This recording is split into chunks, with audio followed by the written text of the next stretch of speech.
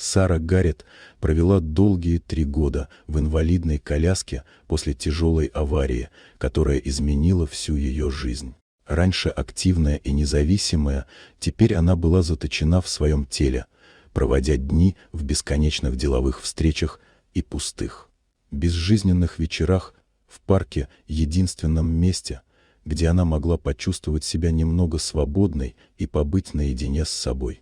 Однажды в сумерках к ней подошел маленький мальчик примерно 7 лет. Он смотрел прямо ей в глаза и обещал помочь снова ходить. Сначала Сара лишь улыбнулась, ведь лучшие врачи мира уже признали ее состояние безнадежным, и ребенок с такими словами казался нереальным. Но мальчик представился как Ноа, и казалось, он знал о ней нечто очень личное и скрытое. Он напомнил ей о давно забытом эпизоде. Несколько лет назад она уволила пожилую помощницу, миссис Маргарет, которая служила в ее доме больше 10 лет. Это случилось после того, как исчезло старинное семейное украшение, и Сара обвинила миссис Маргарет в краже, не желая выяснять подробностей. Позже украшения нашли, но вернуть доверие и женщину она не решилась. Ноа рассказал, что миссис Маргарет всегда прощала ее, но сама Сара не могла простить себя. Это признание глубоко тронуло ее. Каждый день в одно и то же время она приходила в парк и рассказывала мальчику истории о жизни и доброте миссис Маргарет, вспоминая все хорошее, что было между ними. С каждым днем Сара чувствовала, как в ней возвращается жизнь.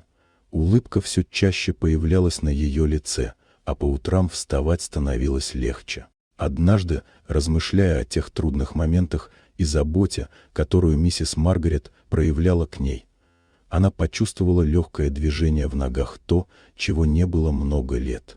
Позже Сара узнала, что миссис Маргарет тяжело больна и ей требуется дорогостоящая операция на сердце. Не раздумывая, через доверенное лицо Сара оплатила лечение, оставаясь анонимной.